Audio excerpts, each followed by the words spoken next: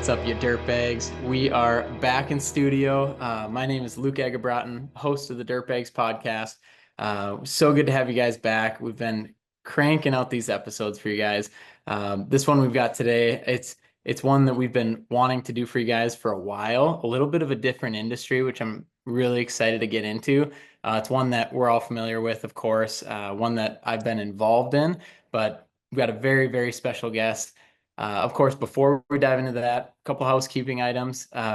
Just want to say a huge thank you to Lucian Whitmer and Brandon, our producer of the Dirtbags podcast. If you guys saw our MSTA live show, you got to remember we recorded that on Wednesday afternoon in Michigan, and they put it all together and published it 5 a.m. for you guys on Friday. So huge shout out to those guys. Can't do it without them just busting their ass and putting that together. So we always love doing the live shows.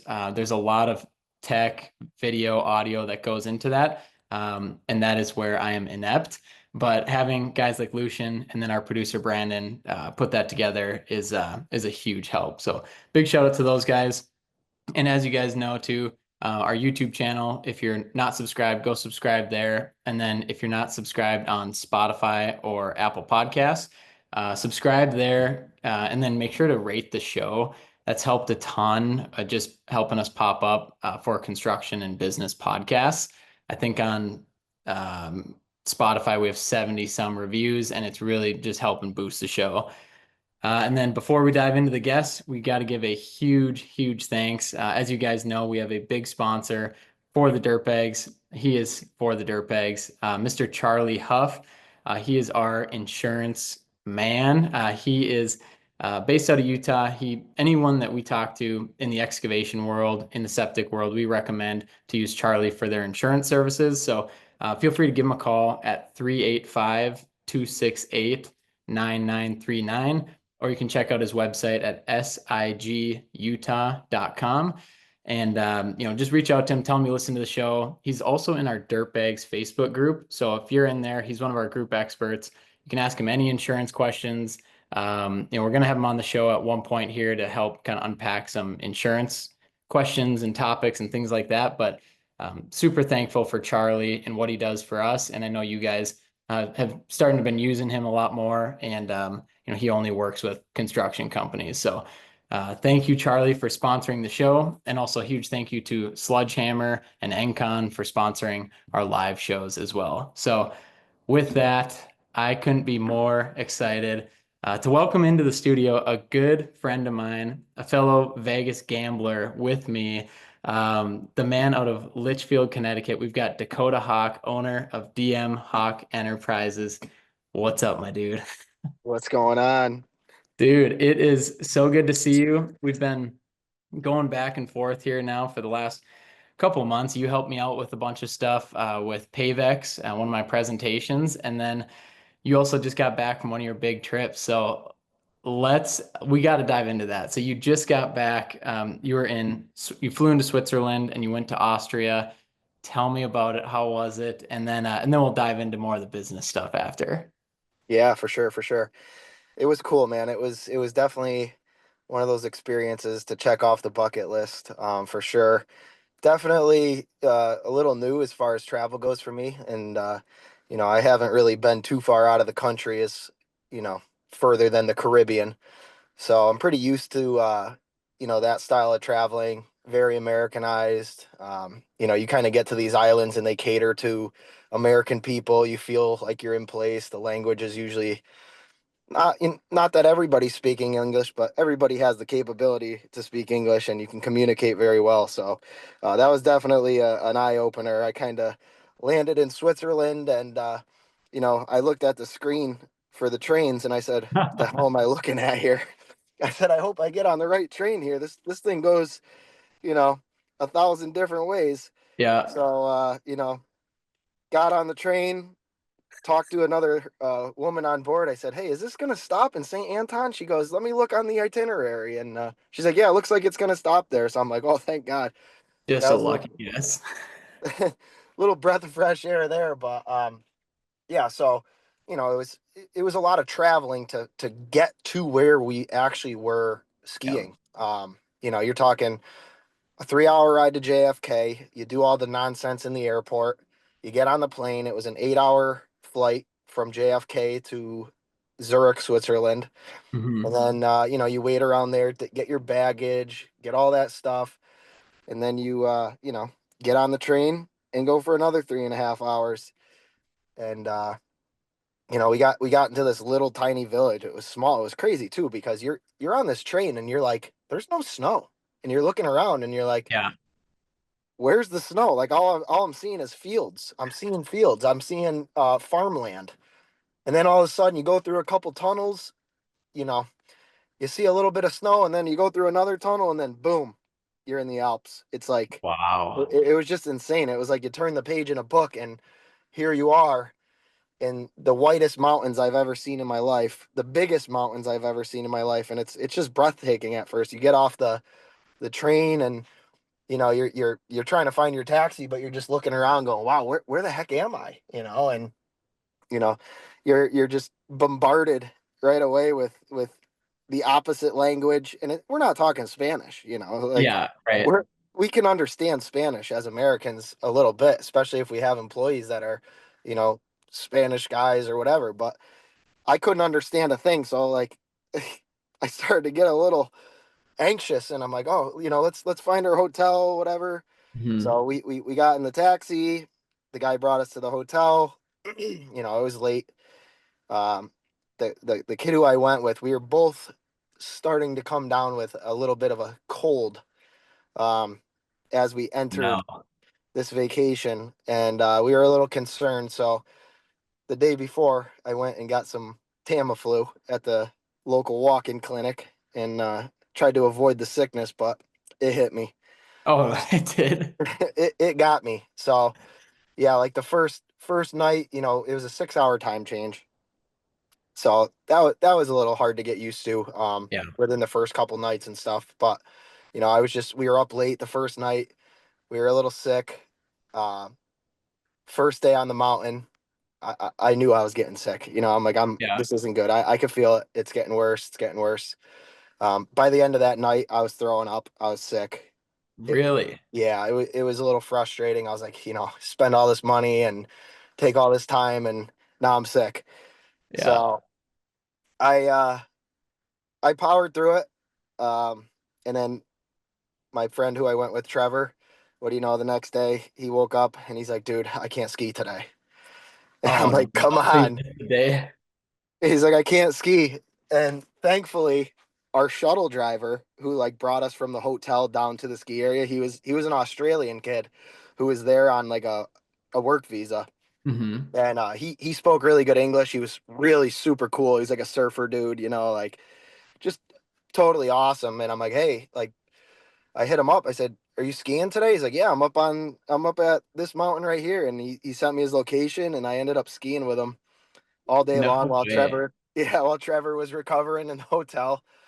And yeah, it was super cool. I ended up actually getting sick up on the mountain. We were hitting the terrain park and stuff, and I kind of stayed up at that elevation for a few hours. Hmm. And I was going up the ski lift at one point in time, and I'm like, "Oh my God, I feel nauseous."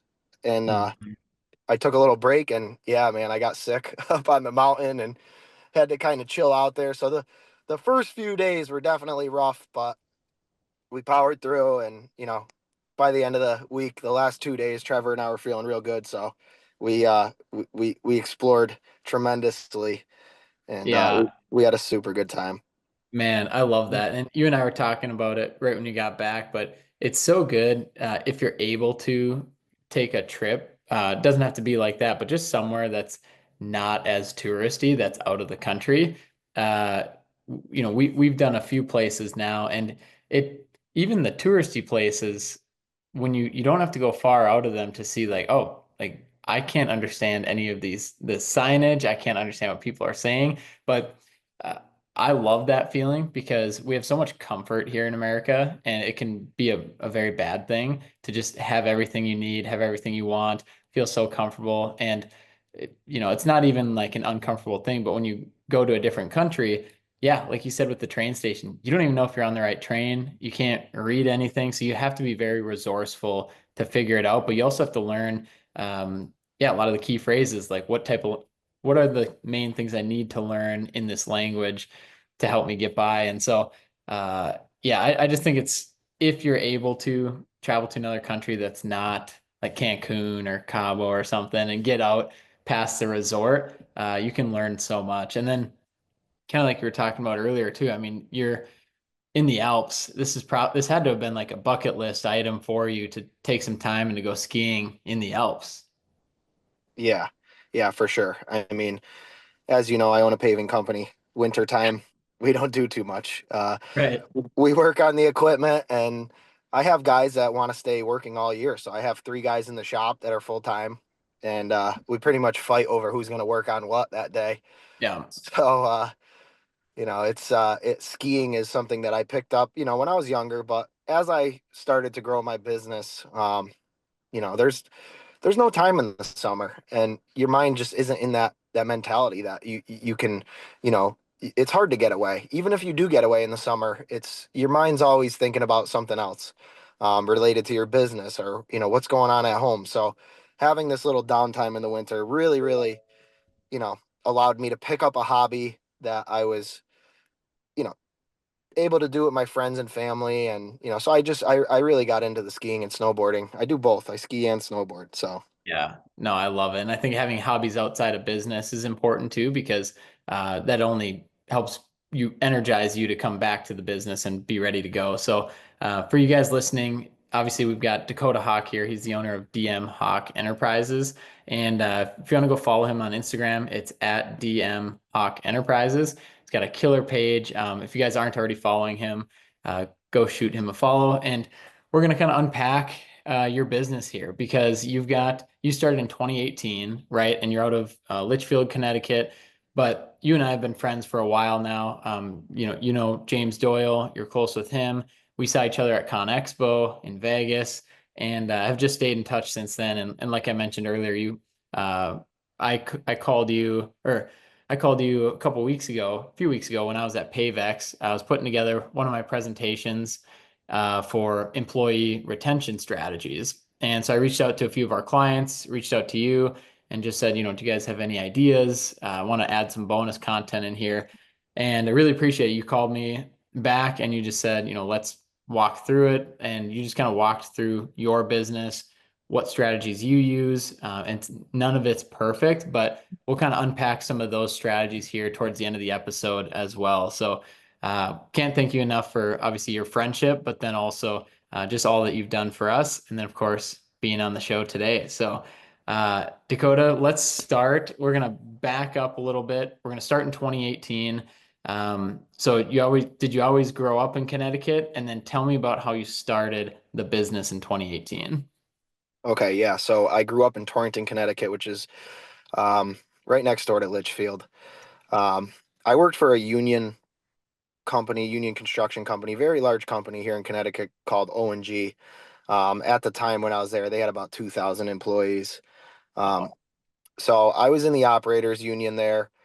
What they pretty much did, or what I did there is, I started out as a apprentice. Um, you know, did a little bit of utility work, storm drain, water, stuff like that. We kind of got slow, so I was young, I was eager to work. My boss asked me one day, he said, "Hey, look, we're kind of slowing down in the road division. We're going to be laying off guys. It's the end of the year." He's like, "Would you be interested in moving to our plants and quarry division?" And I said, "Well, what are the pros? What are the cons?" And he's like, "Well, you get a week's vacation, whereas you don't get paid vacation if you work in the road division. You get a little bit cut pay. He's like, but there's loads of overtime." And I said, "Sure." I said, let me jump into this. So I worked for them in the quarry division, in their asphalt plant division for about 3 years. Pretty much did anything for them. I would sit in a quarry and hammer rock for 3 weeks on end, and then I'd go and run a loader, down at an asphalt plant in Bridgeport, Connecticut for a week. If they were paving a road nearby, I'd go work. I kind of followed their asphalt plants around the state, depending on where their paving crews were, and I started to learn how to run the asphalt plant. Kind of got my feet wet with that. So I was I was communicating with a lot of contractors on a daily basis, whether they were just foremans communicating with our asphalt plant or, sometimes the owners, the owners would come up into the plant, they'd ask me who I am, how old I am. Um, and I had a couple good guys, one guy in particular who, to be honest with you, he has no idea that his words have changed my life. Hmm. It'd be cool to touch base with him sometime because I'll never forget this guy. I was working in New Milford, Connecticut, and he said, "What do you want to do when you grow up?" Because I was a, 19, 20-year-old kid. I said, "I really want to own my own business." And he's like, "Why don't you go buy a paver?" And I said, "No, no, no." I said, "I'd never get into that business, that hot shit. I'd never screw that. I I don't want to play with hot rocks all day in the 90-degree Yeah. weather. You're crazy, man." And he's like, "No, like he's like, I'm serious." He's like, "The area that you live in has a low um there's not a lot of guys up there that pave." He's like, "There's a couple big companies." He's like, "But you could really get your foot in the door up there." And he's like, "I think there's opportunity." And then he started showing me pavers. He'd come in the next week. He'd be like, "Hey, you see this one? It's for sale on Facebook. Look at 60 grand. You could have that. That's a good deal." So he kept busting my balls about it. And I kept it on the back burner. Yeah. Never really got too involved with thinking to own a paving company. Um, so I had that mentality that I wanted to start my own thing. And Mhm. my dad's owned a business for 30 years. He's a stonemason. Yeah. He's worked his balls off for us. He had 4 kids. You know, I wouldn't say he struggled, but he did struggle. I watched my father go through the thick and thins of being a business owner, and you know he was starting to get tired and whatnot. And I said, "You know what, Dad, let me take over your company." I said, "That's what I want to do." And he's like, "All right, that's cool." So I quit my job at O&G at the time, and I was working for my father for like 2 weeks. And a gentleman called me from another union company that's local, and they did was rock crushing, portable rock crushing. And he's like, "Hey, Dakota," he's like, "I heard you just left O&G. Would you be willing to uh, come help us out?" He's like, "We got a really big job," and he's like, "I expect us to be there for 6 months. It's up in Massachusetts. You're gonna have to travel. You're gonna have to stay in a hotel." I said, I kind of just stopped. I kind of just quit my job to go out on my own here with my father and kind of take over his thing. But I'd be willing to give you a shot. I said, "What's the pay?" And he offered me a really good pay, and I said, "Screw it." So I went up to Mass. I was working up there for months, and there's nothing to do. I didn't know anybody. I was up there Yeah. staying in a hotel. I'm scrolling through Marketplace one day, and listen, I was saving a shit ton of money. I lived at Sure. I lived at home. I was making crazy union rate up in Mass. What, fifteen what what's dollars like more a an hour. What's that? what's like a union rate typically? At the time, I was making like $52 an hour up there. Damn. And Out in being Connecticut. what, 20 some years old? I was 20 years old. Yeah. That's So amazing. I remember going like 7 full weeks without even cashing a paycheck at one point in time because I Wow. just had no expenses. I was living at home. Wow. Um, my boss was paying for the hotel, the food, everything. So I Hmm. saved a bunch of money up, and I was just laying in bed one night, scrolling through Marketplace, and Like we I all s- do. Let's be yeah, honest. yeah. All of I us. find myself doing that way too often. It's like a Yeah. bad addiction. So I was scrolling through Marketplace, and I saw a paver, a Lee Boy 8500. It's Yeah. like the perfect starter paver. And I'm looking on Marketplace. I'm like, dude, this thing's only 15 minutes away from where we're staying. So How much we was kick it? it $20,000. Wow. Okay. So the kid who I was working with, Travis, I said, "Travis, you want to go look at this thing with me after work one of these nights?" I said, "Let's go check this thing out." He's like, "Oh, yeah, yeah." And, he was bringing up all the stories from when he used to pave with his old boss and stuff. He's like, "Oh, you're getting into this business, huh?" I said, "Well, I don't know." I said, "Let's just go look at it." Yeah. So we go and look at this thing. It was in really good shape. It was a Mhm. 2001. It was in good shape. Everything worked. I didn't know what the fuck I was looking at. I had no Right. clue. You know, I mean, Right. I'm like, I got no clue what's going on with this thing. But I thought about it a little bit, and I'll be honest with you, Luke. I think at the time I had like $21,000 to my name. That was Oh it. my. All right. And I got a hold of one of my buddies on the weekend. I said, "Hey, can I borrow your truck and trailer?" He's like, "Yeah, why?" I said, "I want to go pick up this paving box." I went there with the cash. All right, cash. I had all my paychecks cashed. I had like $14,000 worth of paychecks saved up. Plus, I had 7 grand. Right. So I uh, I blew every dollar I had, other than $1,000 on this Wow. paving box. And like I said, I had no clue what I was looking at. So I brought the thing home. Whatever.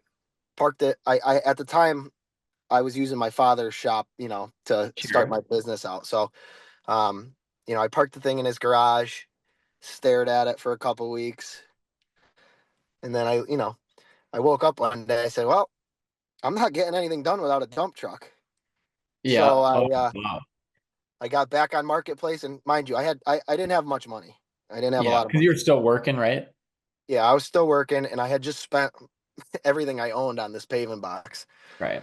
Um, so I went on marketplace. I found a triaxle dump truck for $35,000. It wasn't perfect. It needed some work. The engine was getting tired and whatnot. I uh, I ended up buying the truck, right? So I took a full loan on it. Full loan, $35,000 loan I took on the truck. Oh, wow. Um, So you bought it used, but where'd you get the loan from? I got the loan from a local bank here in Hmm. Torrington that I had done some business with in the past, just cars and stuff, whatever. I had a Harley through them. I had a little Jetta TDI Yeah. that I used to daily drive. So I had good standings with them and stuff. And they said, yeah, well, we'd be willing to give you the loan for it. So I got the truck, and like 2 weeks later, I found a job they were milling. They were milling a road near me, and I Yeah. called. I knew a couple buddies that worked for this company, so I called them. I said, "Hey, can I put my truck on? I'll just I'll haul for free, and I'll take the millings." And at the time, the millings in our area were so hard to come by, Hmm. that what I did was I went out there, I got the millings, I stockpiled them at one of my buddy's yards, and then I put a post up on Marketplace that I was selling millings. And I think 1 week alone, I made about 4,500 bucks selling millings. No kidding. I was just hustling the millings, moving them around, selling them here, selling them there. And that was early spring. I remember there's snow coming down when we were doing the Yeah. milling, and I, uh, I had the paver obviously still, and uh, very fortunate. My brother, he was working for my father at the time, and I Yeah. had a guy, PJ. PJ. Yep, Yeah. I had a guy call me up who was building a brewery in the area, um, and he was just so about giving young kids the opportunity. He knew that I didn't know what the hell I was doing, but he's like, "Hey, I need an apron Sure.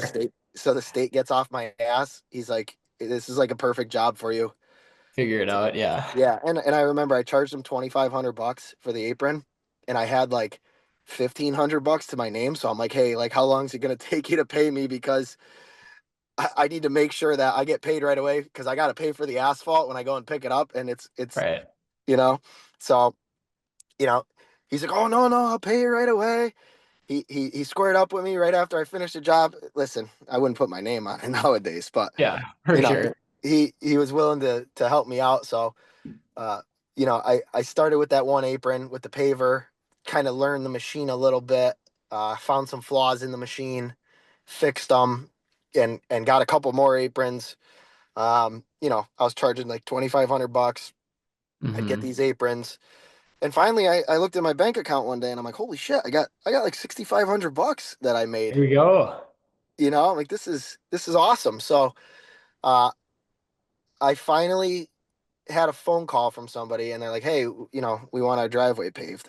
I said, Yeah. "Okay, like, listen, I can give you a killer deal on it, but I Hmm. can't guarantee you it's going to be a 5-star paving job. Okay, like, Yeah. if you're willing to let me do it for you, I'll do the best I can, and you know, I'll make sure that it's done to the best of my ability. I'm not going to screw you. If I know something's not right, I'll fix it, whatever it is. And it was a pretty sizable job. It was like $25,000. Wow. And, you know, So, people have, what did they say? Like, because good for you for just being upfront and transparent like that, and just saying that. But what was their response? Like, were they just like, yeah, no problem, like we'll give you a shot, or what did they say? yeah. So the guy, it was like a paved driveway out to like his barn in his workshop. So I don't think he was like too concerned if it Sure. was, a little rough looking. Um, so yeah, I just rounded up some buddies. That's how it all started. I called this buddy. I'm like, yo, what are you doing tomorrow? Oh, nothing. Why? I'm like, you got to come help me pave this driveway. Then I called another buddy. Hey, can you put your triaxle on for me? I'll pay you whatever. And because I needed two trucks. And he's like, yeah, no problem. So I looked around and I had one buddy who owned a towing company. He was there helping me. I had a buddy of mine who worked for another guy who was Yeah. driving his triaxle. Me, PJ, and one of our other buddies. There's like five of us. And listen, we got it done. It came out pretty good. And you Man. know, I was I was stressed out and whatnot, but yeah, I got it done. And then slowly, I would say I was doing about after that about one driveway a week. Um, Okay.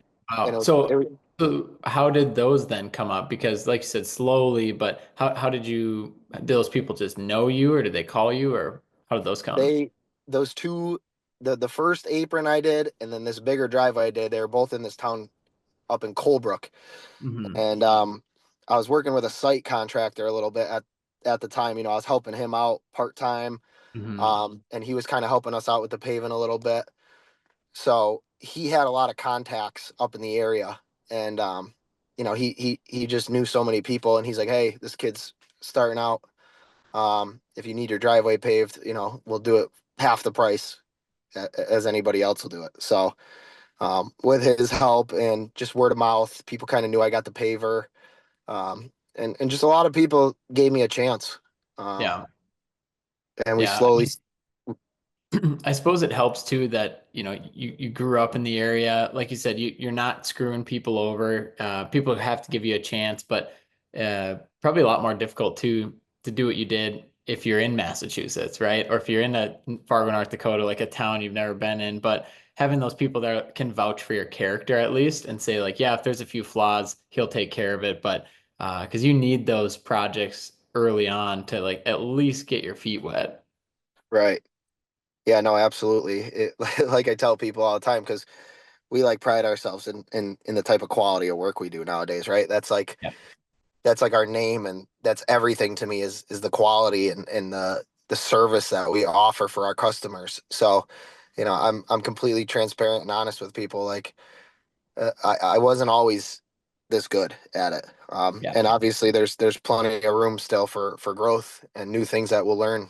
But Hmm. um, it was all about the connections at first, who and people helping us out and putting their name on the line, and you know, yeah, Yeah. And I feel like we've talked about it on the show many times, but your reputation is everything. And it's not like we're this big corporate company and nobody is, at least most of the people that listen to the show.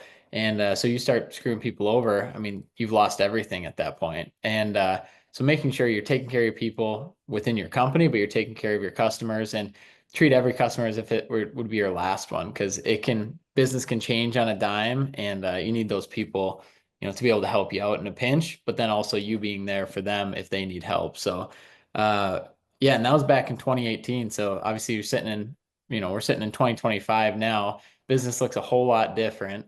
yeah, Uh, let's fast forward now to present day.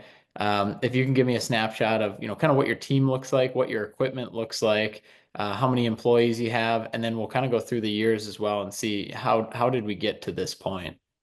yeah, for sure. So right now we run four triaxle dump trucks, which I've had for about 3 years. So the past 3 years, I haven't really grown that fleet. Um, we have four triaxle dump trucks. We have a pretty much brand new work-in milling machine. Mhm. Um, we've started to get more and more into the municipality work. We do a lot of commercial parking lots and stuff like that, but really the municipality work. and the federally funded projects and stuff like that is our gravy. Um, we have two pavers, two newer Lee boys. I have about give or take 14 to 15 employees throughout the season. We run two crews pretty much. Got an excavation crew that does all the smaller stuff, the driveways. We don't do too many driveways anymore, but our even our larger projects still require excavation work. So I have a couple guys that run excavators, all day long, and you know, a grading crew comes behind them and fine grades everything, and I pretty much just do all the paving. So PJ runs all the grading side of things. That's his gig. Heck Um, yeah. yeah, we bought him a brand new grader last year and everything. So that's his gig, and he's phenomenal at it. I've kind of stepped away from the grading side of things, just because I'm not as good as it at not as good Mhm. at it as him. You know what I mean? And he's mastered it. He's spent the time to get good at it, and that's what he does. So, um, I've kind of stepped back and just taken care of the paving and the milling side of things. But yeah, we're about 14 to 15 employees as of right now, that we run throughout the season. And then with so the grading and then the paving and milling side, it's all under one company, right? The DM It Hawk is. Enterprises. Okay. And then so if somebody is paying you, do people pay you separately for the grading work, or is it all kind of combined into one project usually? Usually it's all included in the project. Okay, cool. And then when it comes to the projects you guys are taking on, is it both residential and commercial? And if so, like what percentage typically makes up your workload? Right. So like in 2023, our commercial to residential percentage rate was about 50-50. Hmm. Um, Last year we did about 20% residential and 80% commercial. So really growing into that commercial side of things. Yeah. And, you know, there's it's not necessarily a more profitable side of the industry. It's Hmm. just when you have 15 employees, you better be able to put down volume. That's what it comes Yeah. down to. Yeah. Yeah. Well, and also too, like yeah, you have 15 employees and the work that you guys are doing, it's you need the equipment running. You need the guys going out there. You need to go because like you said in the winter, you guys aren't running. So you got to make your hay while the sun shine in the summer. So uh when it comes to commercial, give me a few ideas of what commercial jobs would look like. Maybe is like what would a typical commercial job yeah, what would that look like? Pretty much any business that, Hmm.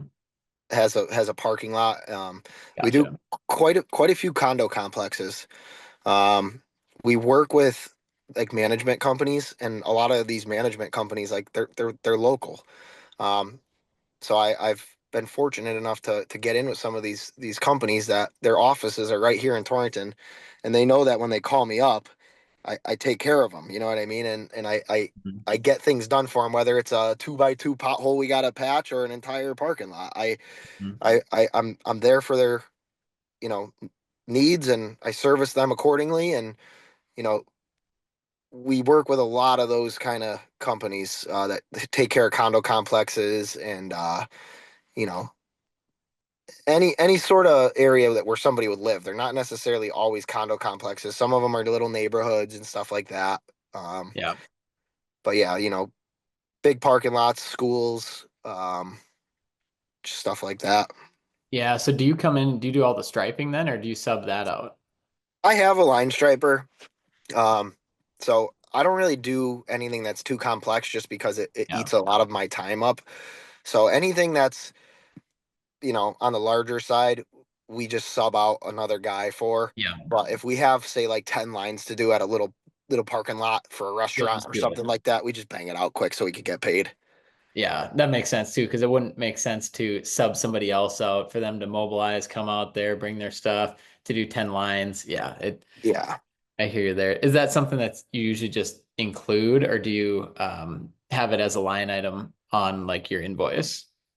It's pretty much all included. Yeah. Obviously, when we put the proposal together, we allocate funds for line striping, grading, tack, milling, whatever it may be that's within that scope of work. We allocate the funds, or the proposal to, you know, meet our end goal. But when we present our quote to the customer, it's an all-inclusive price usually. Yeah. Is it in your industry, and I guess where you're at too, is it pretty competitive? Like, are you bidding against others, or is it pretty much they come to you, you give them a bid, and if it's right, they'll take it? Or is it like a bidding system? A little bit of both, to be honest. Okay. The federal stuff and the municipal stuff, you're always bidding against other people. Right. We have some towns, they call us every year and they don't call anybody else. Um, but they know that our prices are fair. We're not screwing them. Um, but most of the larger scale work now that we're doing, it's all it's all online bidding. Mm-hmm. So the residential stuff is much different. There's certain customers that I see, they only hire X paving company. Like we Yeah. see that a lot in our area because there's really not a lot of guys that do driveways in our area. There's really like there's two companies, my Mm. company and one other company that is like a legit operated company. We have these Right. gypsies here and there that, it's like they're traveling the world. They like They end got up the in they our got the they got the U-Haul and they roll yeah. up with the I equipment. swear to God, it's so stereotypical, but it's so true. Like I've seen this paving company over the years. They have like this crappy camper. They park in a big parking lot, and then they have a Kodiak six-wheeler GMC that says like blacktop paving on the side of it. And then they have a skid steer, a little roller, and a shitbox paver on a trailer. Yeah. You know what I mean? So they come through every now and then, but they don't really affect us because you know our our area is quite rural and Mhm. suburban. It's not really a city like area. So Right. um, the people around here, they have money. There's money in our Yeah. area. These people want a good quality job. They're going on Google and they're looking at every one of your reviews and they're calling you out on a bad review or something like. Oh yeah. So the driveway industry up here, I could kill it, but I just have too much overhead now for that. So Mhm. there's it's not to say that there's not still money to be made in the driveway industry, but we have to do large driveways to make Yeah. money, you know? Absolutely. And so do you see that, let's say 2025, 2026, as you guys continue to expand and to grow, if that's the goal, like, do you see that going 80, 90, 95% commercial and then doing some of these big driveways if needed? Is that kind of the vision there? It is. I don't ever want to get completely away from the driveways because Right. I remember those people who gave me the driveway work, and it's really Mhm. hard to say no to some of those general contractors and some of those guys that really helped boost my company throughout the years. Yeah. So when they call and they need a driveway done, we take care of them. But as far as Right. John Smith calling our our phone number and saying, "Hey, we want a quote on our driveway," that we are going to slowly start to get away from. So it's going to Gotcha. be our existing customers that we're going to service, but as far as taking on new driveways, there's going to be a cutoff point here pretty soon.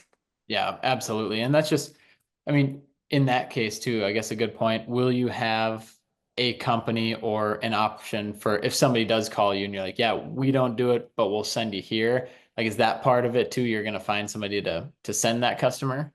Yeah, I mean, I refer people to this other paving company that I was telling you about in the Mhm. area. We were hardcore competitors Yeah. at one point in time, and we didn't like each other. And not that I didn't like the other guy, but there was definitely tension. Uh, Mhm. some employees got passed back and forth throughout the two Yeah. companies, but Yeah. uh, you know, we put all the bullshit aside, and we've had some conversations with each other, and just talked to each other and said, "There's no reason for us not to like each other. We might as well work together." Our Yeah. quoting system is the same. Our prices are the same. Our quality of work is the same. Our Yeah. scope of work is the same.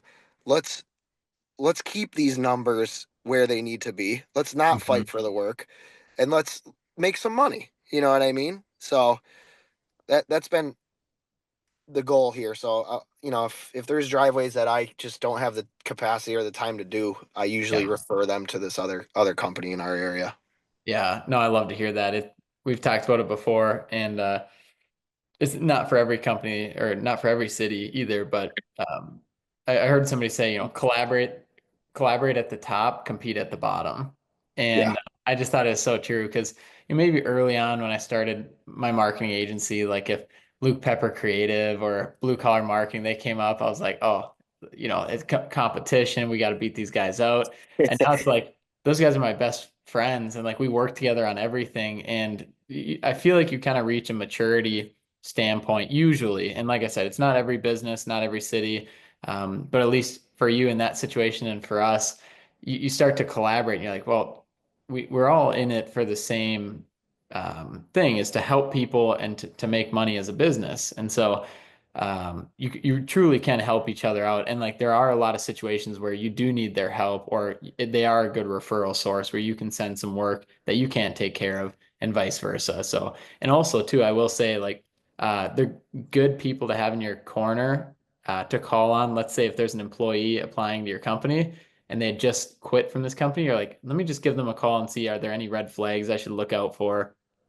Things like that, or any clients where there's red flags, and you're just like, you can kind of use that in the industry and they'll be honest with you and potentially help you avoid a disaster. Right. Yeah. And what I found too is keeping these people in your pockets is important because like I know a kid who I call up and I say, "Hey, look, how busy are you right now?" And he's like, "I'm not or I'm slammed. I can't take on any more work." And I say, "Look, I want this job bad. They need 3 bids. Can you help me out here?" "Yeah, no problem. Put in a bid. This is where my number's at. You know, let's Mm, help me get the job." All this stuff is just what happens in business. It is, you know yeah, what I mean? Like we do this. We work with each other and having those relationships allows you to work with, you know, or get these jobs and stuff. There's no reason why a guy should be coming up from an hour and a half away to do a job in my town. I'd rather work with another contractor and say, "Hey, look, yeah, how can I get this job to kind of hold our area? Like this yeah, is our area, you know?" yeah, So that's definitely absolutely. strategic. So, and I guess that kind of leads into one of my questions I wanted to ask you is, and now as we're in 2025, like how are you getting a lot of these jobs and how are people finding you? And then after we talk about that, I would love to hear more about on the people side of things. Like how are these employees finding you? How are you getting employees? If you kind of want to unpack that here. Yeah, absolutely. Um, so keeping, why don't you ask me that one more time? Yeah, so really the first part is like how are people finding you nowadays, like in 2025, to like, hey, we want to hire DM Hawk Enterprises for this commercial project. Like, is it all word of mouth, or are there other streams that you're getting these leads in from?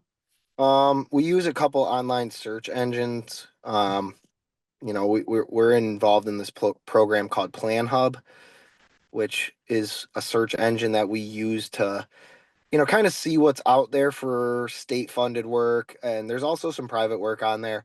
So we do use that platform a little bit to kind of hunt for the work. Hmm.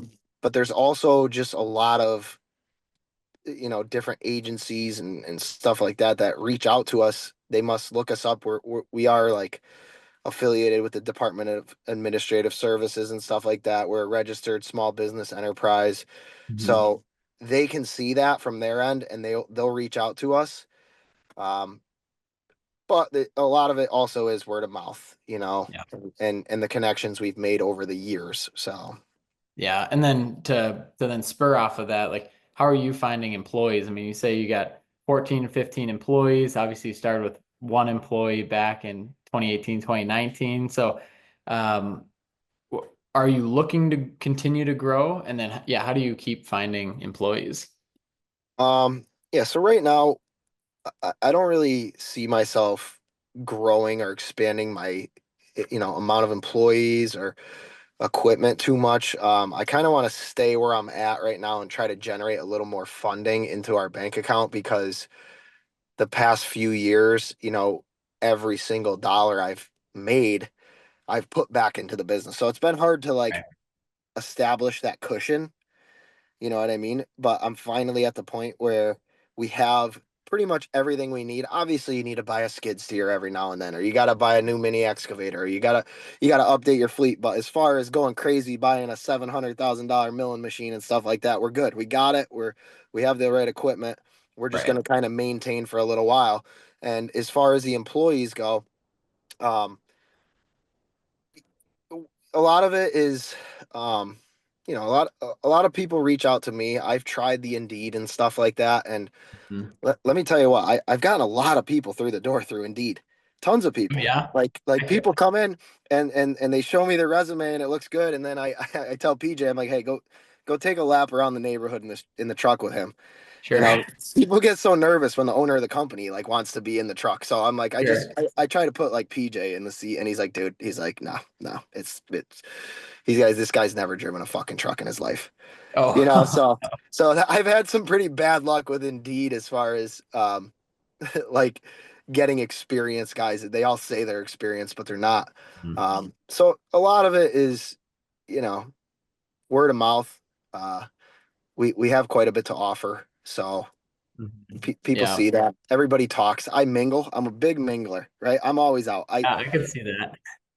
I like to go out. I like to go here. I like to go there. I talk to people. I you know, I communicate. So people know who I am in the town, Yeah. you know what I mean? And I'm not just somebody who sits under a rock and only does my daily job and then goes home. I'm always willing to meet new people, to chat, to have a conversation, and I feel like that has really been beneficial with finding employees and stuff like that. Yeah, and I'll double down on that. No, I would say, yeah, you're very because for one, people know you. You're in the community. You're going out. You're hanging out. You're young, forward-thinking business owner, and I think that holds a lot of weight. You're not staying just stagnant. I mean, you've grown so much in 6, 7 years, and so seeing that, I would say that a couple other things like the equipment that you have and like the brand and the image that you guys have. I mean, it's iconic, like with the black and the blue and just how everything is pretty uniform. And as you're going out, you're wearing the brand, the merch, your employees are wearing it. But then also too, something not to sleep on is, your Instagram, like you're a paving company, you guys have like 3,000 followers or something like that. And so from my perspective, only meeting you in person once, like what you guys do is really cool and any little edge you can get in acquiring employees and being able to hold them, we'll take it as a business owner. So just seeing like some of those things and I'm not surprised too that people are drawn to you and especially when you're out and about and you're mingling and that people want to work for you because it's seemingly not a dead end job, but there's like a career they can build within your company. Yeah, absolutely. And one thing I've always prided myself on is no matter how many pieces of equipment I own, no matter Mhm. how much money my business generates in a year, I'm the average Joe, man. Mhm. I'm still an average Joe, just like the guys who work for me. They can talk Yeah. to me like a normal human. We can have normal conversations. I can go out and talk to future employees, ex-employees, whatever it may be, Yeah. and I'm you. You know what I mean? I'm no different. There's nothing Yeah. different about me than there is about you, and I really take that seriously within my company. Um, I would never make my guys do something that I wouldn't Mhm. jump in and do. And they all know that.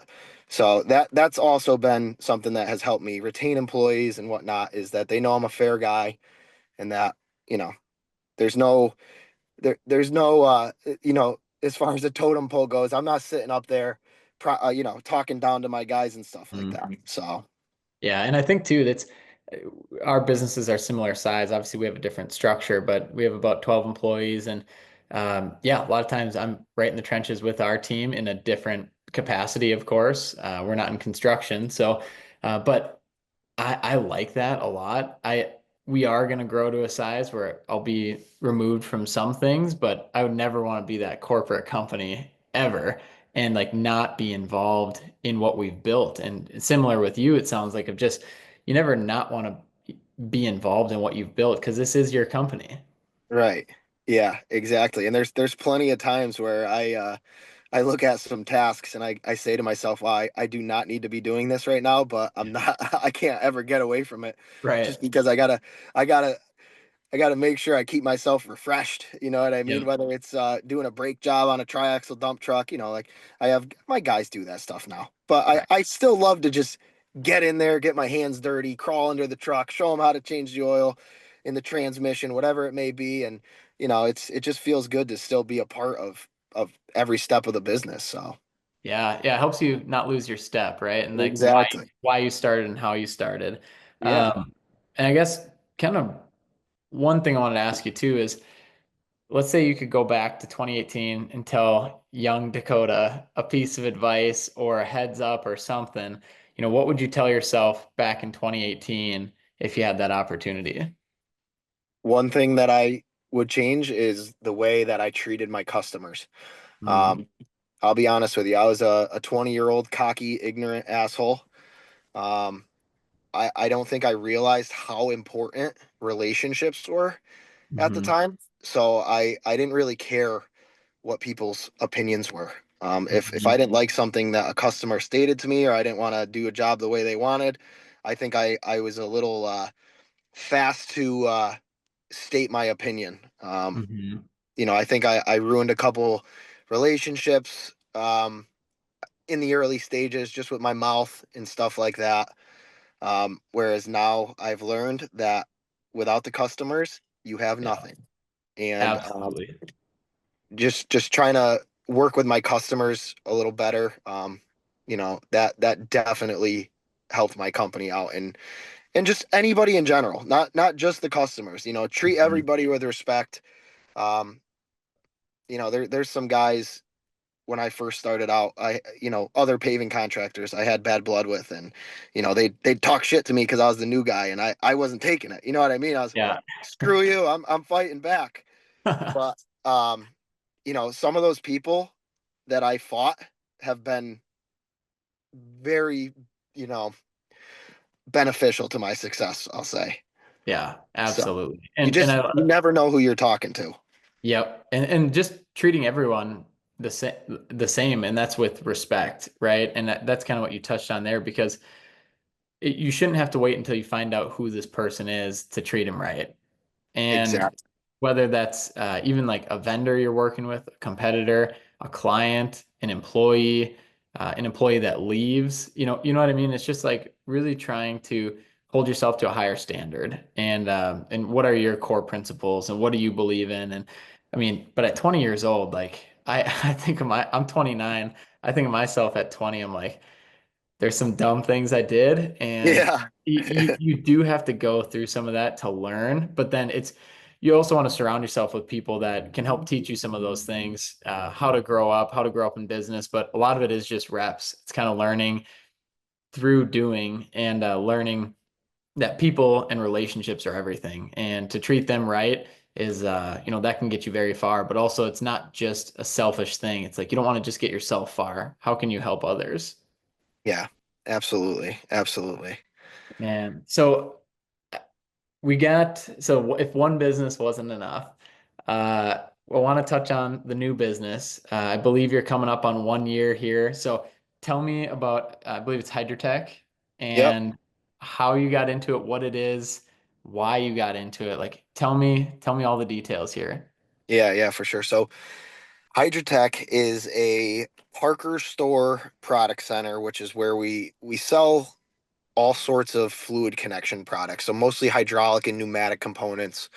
Um, you know, you blow a hydraulic hose, you bring it down to our store. Hmm. Um, we also do a lot of work with manufacturing companies.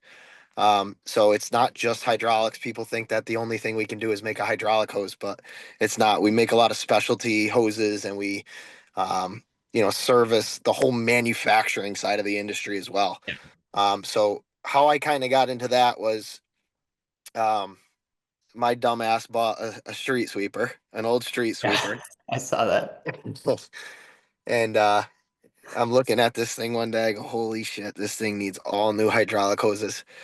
And I had no clue what I was getting myself into. So I called one of my buddies down the road. He owns a like a lawnmower service. place Yeah. and they make hoses there. So why don't you come up and look at this thing? He's like, all right. So he went through it and he's like, it's gonna be like 10 grand, dude. I said, 10 grand? Jeez. I said, I paid 20 for the whole entire machine. I'm not spending 10 grand on hoses. So I got on my phone instantly. I'm like, I'm gonna find a crimper. I'm gonna do this myself. So I went on Marketplace, was Yeah. looking at crimpers. I'm like, oh, this one's whatever. And then just shooting the shit with a couple other guys in the area. One guy's like, hey, he's like, I buy all my stuff from this place in Manchester, Connecticut. Why don't you Yeah. call them? So I called them up. I said, hey, look, I got a sweeper. I wanna see if there's a way that maybe I can buy a crimper and make some hoses. And the guy's like, let me come out there. So next day, the salesman shows up. He's Yeah. looking at the sweeper. He's looking at my excavator. He's looking at, I had one of those little working trimmers. He's looking at the trimmer. He's looking at this. He's looking at that. He's like, hey, he's like, for $9,000, he's like, I'll get you a crimper and all the fittings you need for the sweeper, all the hose you need for the sweeper. And he's like, I'll even give you a little bit for each one of your pieces of equipment you own. In case you blow a hose, you can fix it on your excavator. He's like, I'll give you the most common fittings that I see. And I said, sure. So I spent the $9,000 and I was supposed to get this little carry crimp, they called it. It was like a Yeah. small one that goes on a truck. Well, this was like, during COVID Yeah. and they couldn't get the carry crimp. So they called me up. They said, hey, you're getting the big one. You're getting the big crimper. You're getting the one that you need to spend $20,000, but we don't have access to the other one right now. So we're gonna give you the big one. I said, oh freak, this is awesome. Wow. So this pallet shows up at my shop. It's the crimper. I unload the thing. I get it all set up. And this company was just phenomenal. We work with, we're a Parker store, and I'm sure you've heard of Parker. It's a global company. Yeah. Um, they have fantastic training. Anything you need is available. So they sent a representative down, and me and PJ and one of my other guys, we Yeah. did the training course. They showed us how to crimp hoses. And we made all the hoses for the sweeper. We refurbished the whole sweeper. It came out beautiful. And then word started to get around that I had a hose crimper, and everybody was blowing hoses Dude. after hours.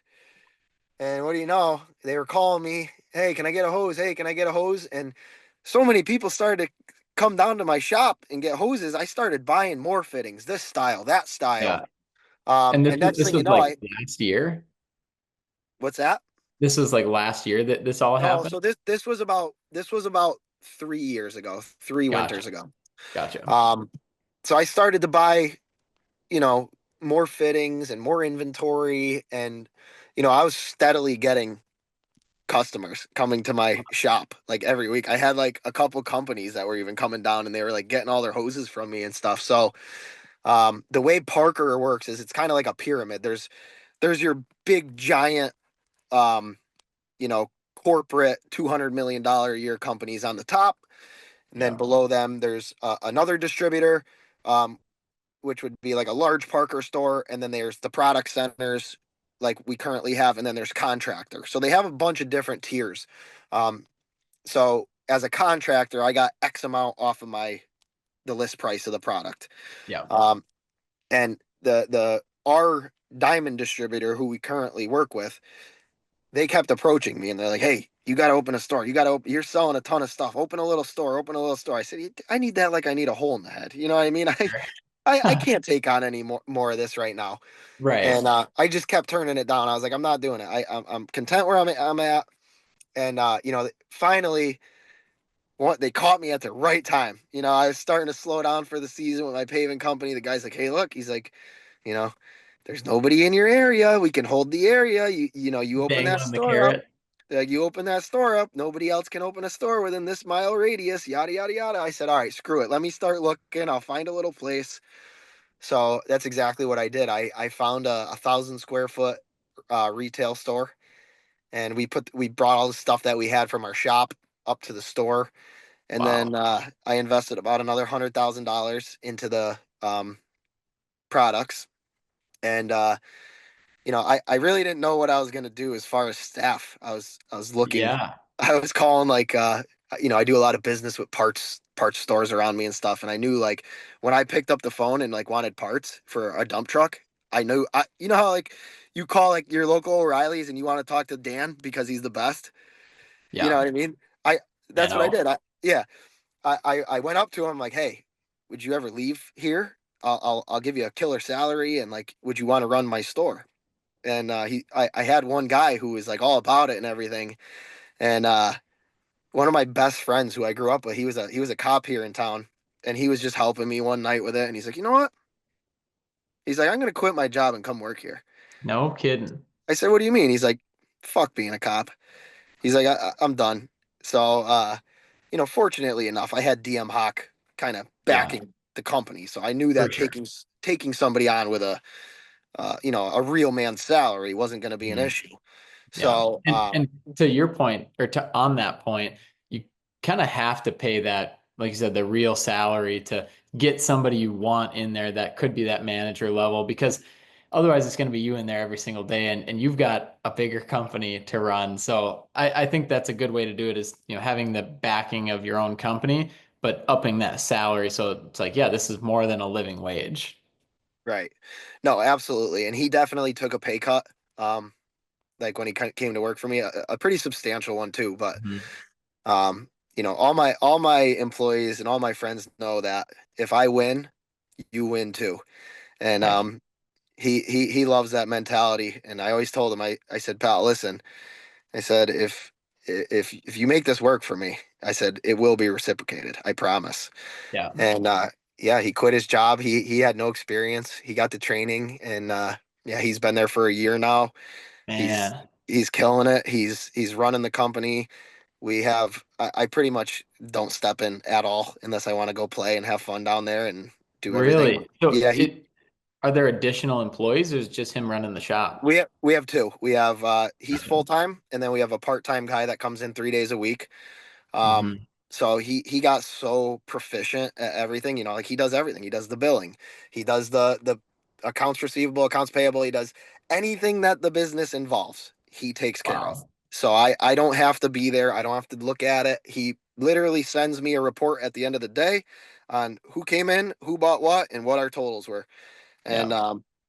you know, he started to get so good at everything down there. He's like running out of things to do. He's like, dude, I don't have anything to do. Like, he's like, what can I do? And I said, you know what? I said, why don't you? He's a very smart kid. I said, why don't you Yeah. start working with DM Hawk at the same time?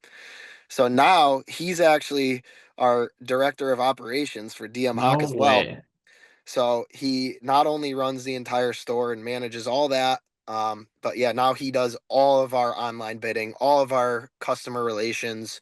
So on his days off from the store, he's out in the field, looking at the work, doing Hmm. project management. Um, I'm not gonna lie, I've kind of struggled with the back end things in business, so he kind of Sure. slows me down, and you know we get on these really big projects and stuff, and he spells the prints out a little better for me. Hey, don't Sure. forget there's a Cape Cod curb here, and there's supposed to be a regular extruded curb here, so just like he kind of dumbs down the drawing for me, and Yeah. helps me really just go out there and get the work done. You know what I mean? And direct my guys accordingly. So yeah, he's been just a savior to the company, both companies. So very Yeah. fortunate to have him on our team.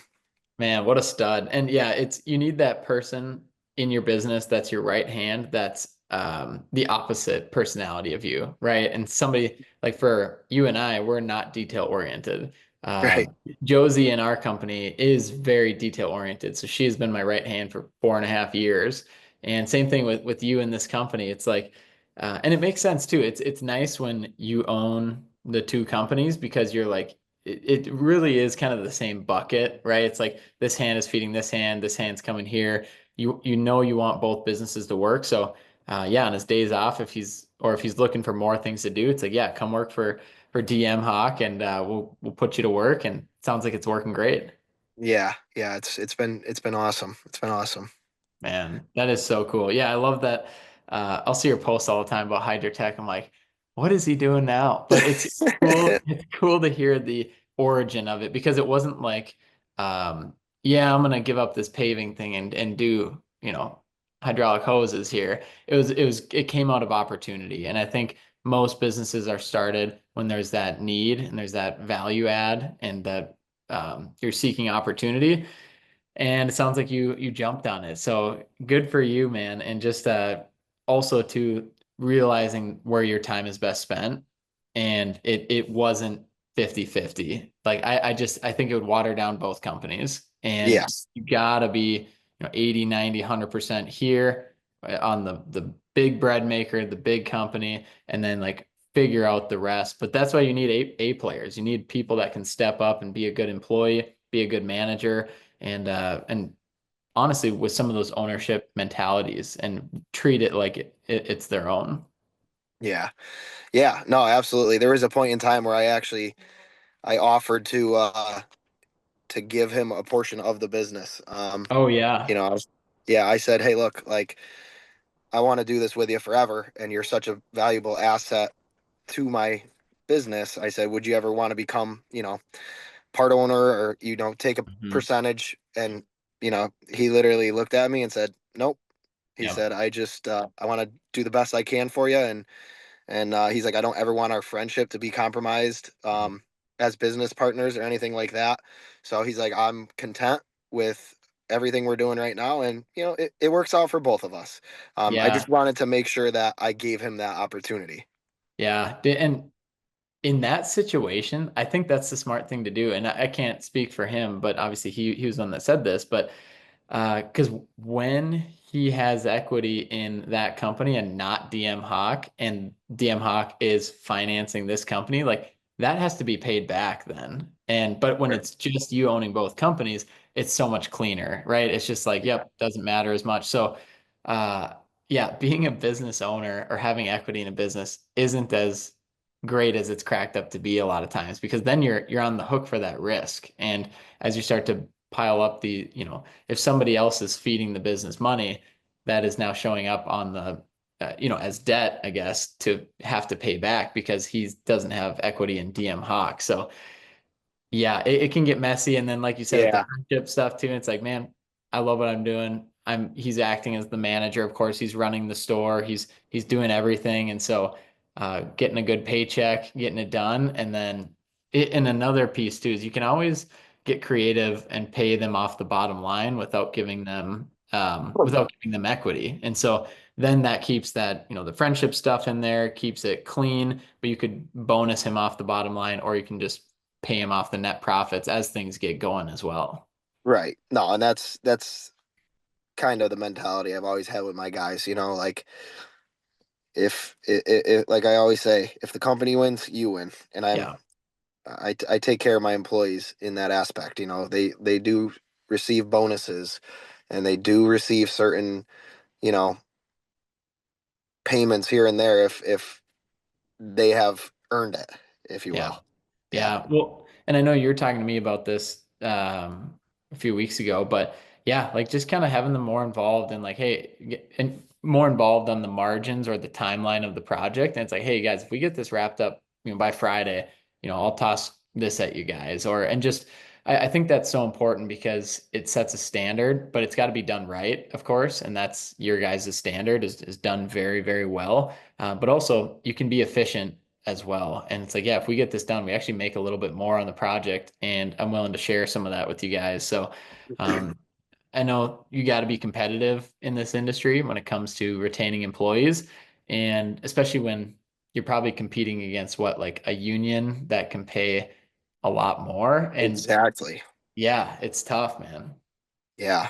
Yeah, for sure. And the work we do isn't easy. It's Right. it's tough. It's a lot of hours. It's stressful. I'd say the hour thing is the hardest part when it comes to employee Mhm. retainage. Um, you know, I interviewed so many guys. I say, "Hey, you ready to work a lot of hours?" And they all say, "Yeah, I love overtime. I'm willing to work Sure. overtime." And then the season starts, and first couple months in, they're working the overtime. They're loving it. They're making a bunch of money. But you start to get to the mid part of the season, and now it's hard to make plans. And I get Yep. it. You try to schedule a doctor's appointment on a Thursday at 5 p.m. and we're on a road with 8 trucks of mix in front of us. Yeah. So that's the hardest part when it comes to help is they're not working a 7 to 4 or a 7 to 5 job. They do not know what time they're getting out every day, and it Mm, unfortunately you can't figure those things in this business. You just can't. And people right. people try to talk me differently and say, "Oh, yes, you can do this, you can do that." And I say, "Listen, if the asphalt plant has 20 trucks in line and it's 3:30 and I got to get this road done, we're not stopping." Okay? Right. It's going to take you another half day to get it done than the next day. Exactly. Exactly. And the person that I told I'm coming tomorrow to do that project for them, they're not going to they don't care. Yeah. So that's hard. It's hard. The hours are difficult, for Mhm. sure. Yeah. I feel like because we work, of course, with excavation, asphalt, septic companies. Like it is just one of the most difficult industries to hire and retain employees in. And that's why I'm always so fascinated. Like when we have people on that have good morale and have good employees and have a solid team. And obviously there's a lot of things we don't see, especially in these podcasts too, and in interviews and on social media and all that. But for the most part, just somebody that can build a business where you're building careers and you're building a place with like camaraderie. And one of the pieces of advice I heard at Payvex, actually during my session, was uh, one of the companies had a employee referral program. And so what they would do is because they knew that their business could operate better if they had people that liked each other on the crews, right?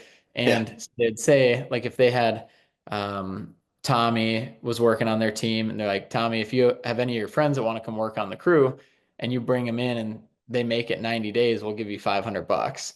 And then if that employee you brought in lasts a year, we'll give you 500, another $500, and we'll give your friend that has been here a year $500. And so that does two things. One, it incentivizes your employees to bring in people that they would want to work with. And then two, of course, it brings in that the long-term mindset of, want to make sure they're a good fit.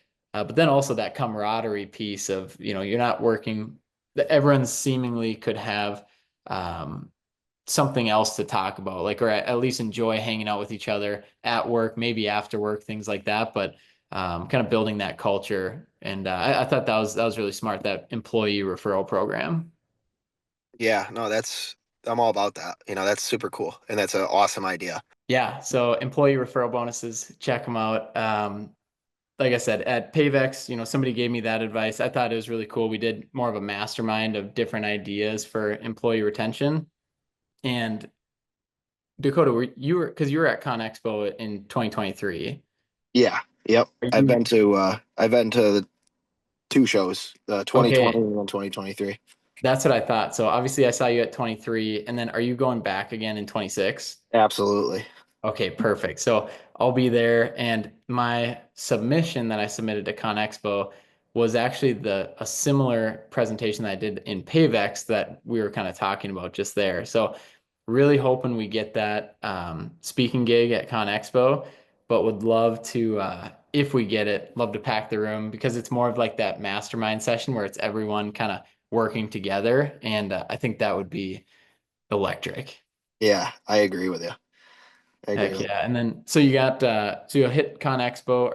Do you do any other shows like World of Asphalt, Pavex, National Pavement Expo, or any of those big national ones?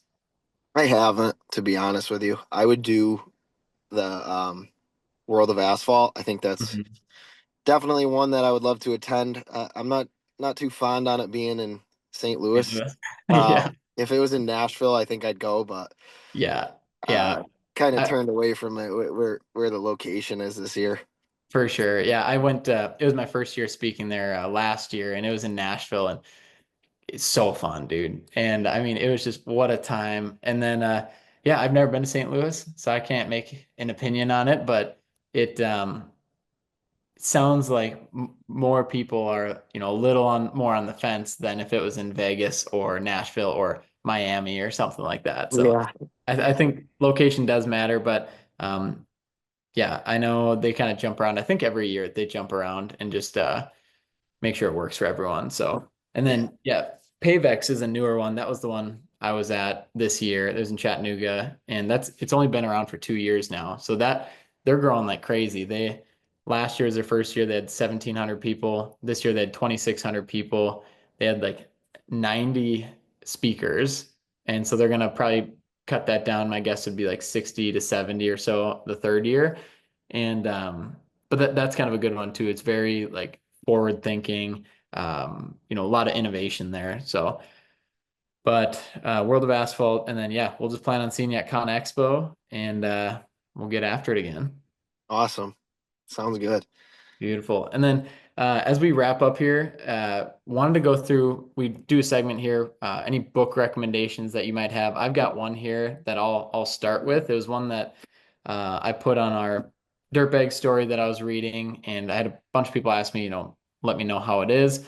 So I figured I'd do a quick review on it, but read this book. It's called Accounting Made Simple. I feel like as any business owner, you should at least have the minor grasp on how accounting works and numbers and what is net profit, what is gross profit, what is revenue, what is cost of goods sold, things like that. And I feel like I'm always interested in money and business and just needed a good like foundation. And so picked up this little book, and it's by Mike Piper. So it is quite literally 100. It's not even 100 pages. So his thing is he writes books in under 100 pages. And we took off on a flight. I think it was to Chattanooga, couple-hour flight, and I cover to cover, and I'm a slow reader. I read it in like hours. And so definitely I would highly recommend it. Probably, 8, 9 out of 10, something like that. Just a quick, easy read. It's almost just more like a refresher of like something you probably learned in 8th grade or 10th grade, or maybe something that you've heard, but all packed into probably an hour and a half, 2-hour read. So I would recommend that. And then one that I'm reading right now that I wanted to let you guys know is I think it's called Financial Intelligence for Entrepreneurs. I can't remember the name of it or the name of the author, but I'm a chapter or two into that one. So I'll give you guys an update on that. That one's definitely more in depth. But when it comes to the Accounting Made Simple one, if you own a business, get it, read it in an hour and a half, and send it to the next person. So Dakota, I don't know if you've got any books you want to recommend here as we wrap up. Um, I don't, to be honest with you. Um, Any podcasts or anything that you think would help, or any shows or anything like that? I would say what helped me the most is find somebody else who is kind of in the same position you're in. James Doyle and I have been best friends since we were kids. Love James. Him and I chat every day, and we kind of grew at the same time to the same Hmm. size, and we went through the same struggles. So we always were bouncing ideas off of each other, and even the stupid shit like, "Hey, Yeah. dude, what do you do if this happens?" Or, you know, "What do I need to do to get this to work?" And we just went back and forth, and having that relationship with somebody who was also growing a business Hmm. at the same time um, was huge. And it's not just James who I would communicate with, but Right. find some peers that are kind of in the same position with you. Ask questions. Um, anybody can ask me any question. I'd be willing to answer it. Yeah, absolutely. And that's such great advice too. And like you mentioned, so if anyone listening wants to reach out to you, just hit them up on Instagram. I'd say that's probably the easiest. It's at DM Hawk Enterprises. But yeah, when it comes to James, one thing I was just thinking as you were talking, because James and I are great friends. We've been working together a long time. Um, your life doesn't stop if the business stuff gets hard, or if business starts going wrong. Your life doesn't stop. I mean, James is like dad of the year up in the Yeah, running he is. now. So I'm going to try to come for that belt next year if we have our first kid. But um, dad of the year, he's working on himself physically, and, also too, when it comes to stuff he's putting in his body, and just it takes a man and a husband and somebody running a business, and same thing with a woman as well, running a company, to really make those sacrifices, because business is so hard on its own, but you can't just ignore the entire rest of your life. You can't ignore your significant other, your kids, your faith, your physical health, whatever it might be. So yeah, I just hats off to James and what he's doing. But it's cool that you guys continue to stay in touch, of course, and are always just through the good and the bad, just like staying in touch. Yeah, absolutely. It's good to have those people in your life. And there's been plenty of times that James and I have, helped each other out and given each other work. He's had some really good people who he got involved in and they needed blacktop work done. So he referred them to me. And there's been some people, on my end that, needed the service that he offered. So, Yeah. definitely having somebody like him and people like him is great. Yeah, that's everything, man. Sweet. Well, Dakota, I can't thank you enough for joining the show. I know myself and all of us listening too are just we just thank you for being so open and honest and being on the show and unpacking, kind of this crazy ride of business you've been on. But I know we've got many more years ahead. So we're excited to have you on for a second episode in the future, see how things have changed. Because as you know, business is always changing. So you might have five businesses by then and we'll have you on the show and unpack those and it'll be a good time. So thank you so much, Dakota. Appreciate it. And thank you everyone for listening always. And we'll be talking to you soon, man. We'll see you at Con Expo. All right. Awesome. Thank you so much too. It's been an honor. Awesome, dude. We'll talk soon. All right. See ya.